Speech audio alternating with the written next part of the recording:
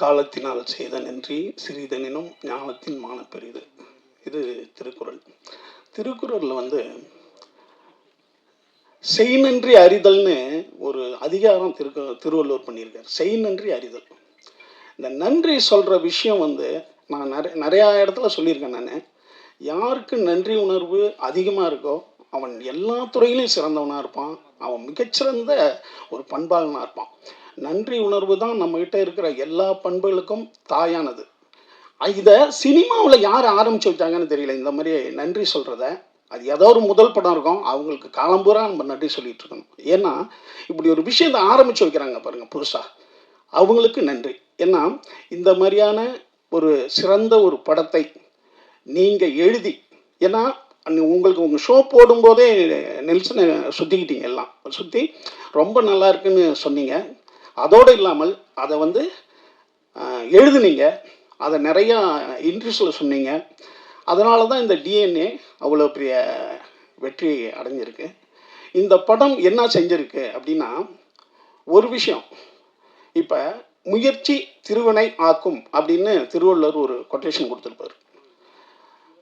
நான் வீழ்வேன் என்று நினைத்தாயோ அப்படின்னு பாரதியார் சொல்லியிருப்பார். தீதும் நன்றும் பிறர் தரவாரா அப்படின்ட்டு கணியன் பூங்குன்றன் சொல்லியிருப்பார். இப்படி ஒவ்வொரு விஷயங்கள் ஒரு கொட்டேஷனை தந்திருப்போம்.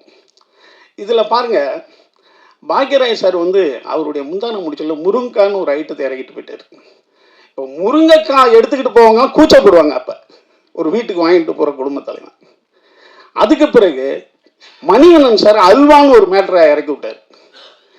நம்ம ஒரு திருநெல்வேலியிலேருந்து வரும்போது ஒரு அல்வாவை அன்பா வாங்கி கொடுத்தா கூட என்னப்பா அல்வா கொடுக்குறியான்ற அளவுக்கு மாற்றி விட்டார். நான் திருடில கட்டவர்களுக்கு அடுத்த வரலுக்கு கொஞ்சம் நீட்டாக இருந்ததுன்னா அப்படின்னு சொல்லிட்டு நான் சொன்னேன். அதே போல் இந்த படம் ஹாஸ்பிட்டலில் பிறக்கிற குழந்தைங்க உண்மையாலுமே நம்ம குழந்தை தான் வருதா அப்படின்ற எனக்கு எடுத்துகிட்டு ஒரு 5 ஃபோன் பண்ணாங்க. 5 பேர் ஃபோன் பண்ணாங்க. என்னங்க பயம்படுத்தி விட்டுட்டார் இந்த டைரக்டரு. இப்போ நம்ம ஹாஸ்பிட்டலில் பிறந்து நம்ம கைக்கு வர்ற குழந்தை நம்ம குழந்தைன்னா ஒரு 11 வயசு 12 வயசுல முகஜாடையை வச்சு தான் கண்டுபிடிக்கணுமா, இல்லைன்னா டிஎன்ஏ டெஸ்ட் எடுத்துடணுமா நம்ம அப்படின்னாரு. ஸோ ஒரு படம் சமுதாயத்தில் அந்த ஒரு ஒரு ஒரு உஷார் தன்மை ஏற்படுத்தணும் அப்படிங்கிறது முக்கியம் ஒரு படைப்பு. அது இந்த படத்தில் அருமையாக அது ஒர்க் அவுட் ஆயிருக்கு. அதுதான் ஒரு படம் சமூகத்திற்கு ஏதோ ஒரு விழிப்புணர்வை ஏற்படுத்தணும். அது டிஎன்ஏவில் அருமையாக இருக்குது. அதுக்கு இப்போ அதிஷா சொன்ன மாதிரி அவர் சொன்னார் பாருங்க, புனைவில் உண்மைத்தன்மை எவ்வளோ ஜாஸ்தியாக இருக்கோ அது சிறந்த திரைக்கதைன்னு ஒரு அருமையான விஷயத்த ஒரு விளக்கம் கொடுத்தார். ரொம்ப அற்புதமான விஷயம் அது. அதே போல் பத்திரிகையாளர்களை நிறைய பயன்படுத்தணும், நம்ம எழுத்தாளர்களை அதிகம் பயன்படுத்தணும் அப்படின்ற ஒரு விஷயத்த அருமையான விஷயத்த இங்கே பதிவு பண்ணியிருக்காரு. இதெல்லாம் நீங்கள் எழுதணும். அப்போ தான் நிறைய இயக்குநர்கள் நிறைய ரைட்டர்ஸை கொண்டு வருவாங்க. அண்ணன் போஸ் வெங்கட் சொன்ன மாதிரி மலையாளத்தில் ரைட்டர்ஸுக்கு அவ்வளோ பெரிய ஒரு மரியாதை இருக்கும். அங்கே ரைட்டர்ஸ் தான் ஃபஸ்ட்டு. நம்ம இன்னும் சொல்ல போனால் ஆங்கில படங்களே மிகச்சிறந்த நாவலை தான் படமாக எடுக்க ஆரம்பிப்பாங்க.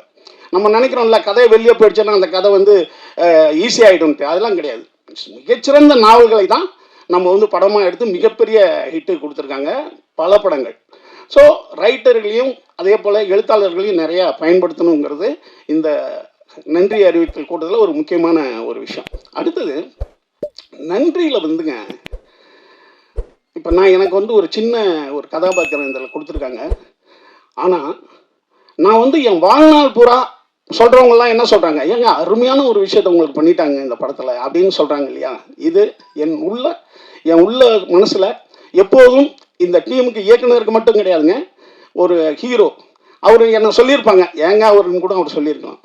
அடுத்தது இந்த ப்ரொடியூசர் அல்லது ரைட்டர் யார் வேணாலும் ஏங்க அவரை போடலாமே அப்படின்னு சொல்லியிருக்கலாம். அதுக்கு என்னை ஒத்துக்கிட்டதுக்கு இவங்க அத்தனை பேருக்கும் என்னுடைய நன்றியை தெரிவிச்சுக்கிறேன்.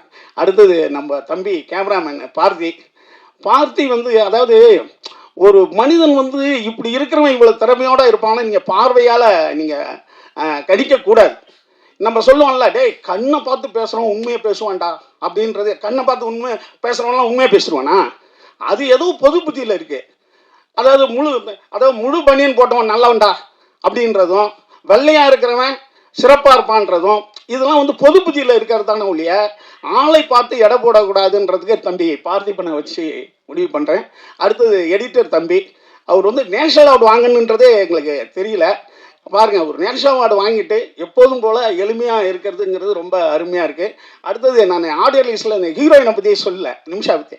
அந்த படத்தில் பார்த்தா அவங்க ஐயோ, அதாவது நாங்கள்லாம் வந்து ஜோதிகா பார்த்து மிரண்டிருக்கோம். அதுக்கு பிறகு வந்து இப்போ சாவித்திரியிலேருந்து ஆரம்பிப்போம் இல்லையா, ஒரு ஆர்டிஸ்ட் இப்படி இருக்காங்கன்ட்டு. ஐயோ பிரமாதமாக நடிச்சிட்டிங்க, ரொம்ப அற்புதமாக இருந்தது. நிச்சயமாக தமிழ் சினிமாவில் ஒரு ஆர்டிஸ்ட், அதாவது பர்ஃபார்மர் கதைன்னு ஒன்று இருந்ததுன்னா, ஹீரோயின் கதை இருந்ததுன்னா இவங்க நிமிஷாவை தான் நிச்சயமாக இனிமேல் கூப்பிடுவாங்க. அந்த மாதிரி ஒரு அற்புதமான கேரக்டர் பண்ணியிருக்காங்க. அடுத்தது தம்பி அதர்வா.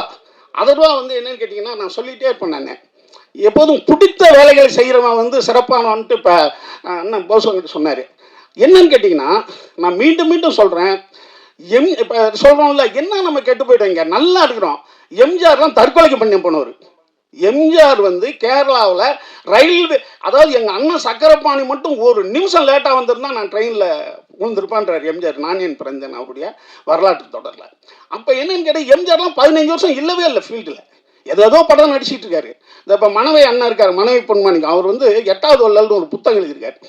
ஒரு 8-9 கதை இருக்குது எம்ஜிஆர் பற்றி கதை. மிகச்சிறந்த மனிதநேய கதைகள், மிகச்சிறந்த நன்றி உணர்வு கதைகள் இருக்குது அதில். அதில் வந்து அவர் வந்து இட்லி ஒரு அம்மா வைக்கும் ஒரு இடத்துல. எம்ஜிஆர் வாங்கிக்குவார், வாங்கினா காசு இல்லை அவர்கிட்ட. காசு இல்லாத போது ஐயோ நான் காசு எடுத்துகிட்டு வரலாமான்னுவார். அந்த கிழவி சொல்லும், தம்பி இதை திருப்பி கொடுத்து, நீ இந்த காசை திருப்பி கொடுத்தா என்னுடைய லாப கணக்கு, கொடுக்கலன்னா என்னுடைய தர்ம கணக்குப்பா வச்சுக்கணும். எம்ஜிஆர் அதுக்கு பிறகு பெரிய ஸ்டார் ஆகி முதலமைச்சர் ஆகிடுவார்.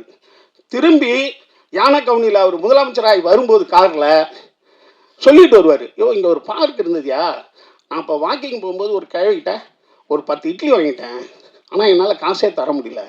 இப்போ அந்த அம்மாலாம் எங்கே இருக்கான்னு தெரியல, ஆனால் அந்த அம்மா சொன்ன வார்த்தை என் ஞாபகம் இருக்குது, பணத்தை திருப்பி கொடுத்தால் லாபம் கணக்கு, திருப்பி கொடுக்கலனா என் தர்ம கணக்குன்னு சொன்னாங்கய்யா.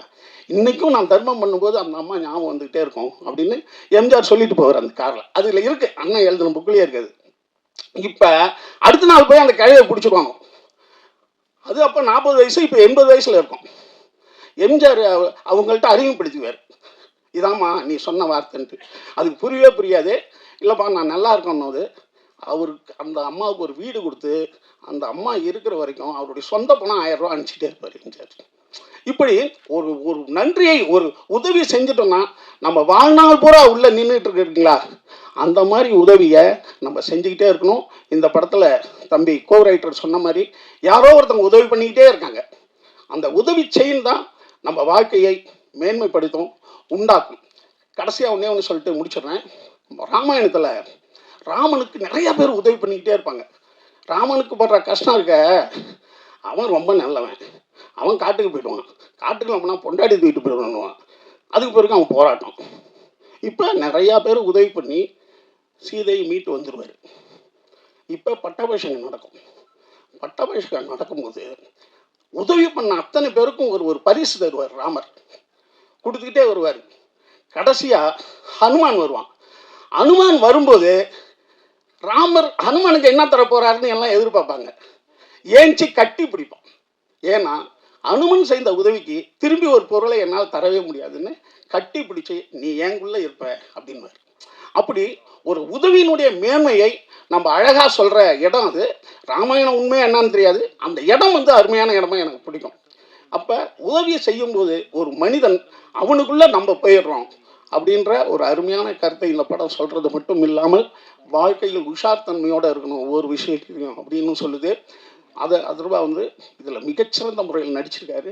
அதுவும் அந்த தம்மு அடிச்சு விட்டுற இடம்லாம் உண்மையான விடாது, அப்படிப்பட்ட ஆள் தானான்ற மாதிரி பயப்படுத்துகிற அளவுக்கு பண்ணாப்புல. ஏன்னா ரொமான்ஸாக இந்த வயசை நல்லா பண்ணிடலாம். இந்த மாதிரி ஐட்டங்கள்லாம் இருக்குல்ல, அதை அப்படியே வாழ்ந்துட்டாப்பா அப்படின்னு சொல்கிற அளவுக்கு பண்ணாப்புல. ஏன்னா இந்த மாதிரி விஷயம் தான் டஃப்பான ஐட்டங்கள், அதையே சிறப்பாக பண்ணியிருக்காரு. அதர்வா இந்த படத்தின் மூலம் மிகப்பெரிய இடத்துக்கு நிச்சயம் வந்துட்டார்.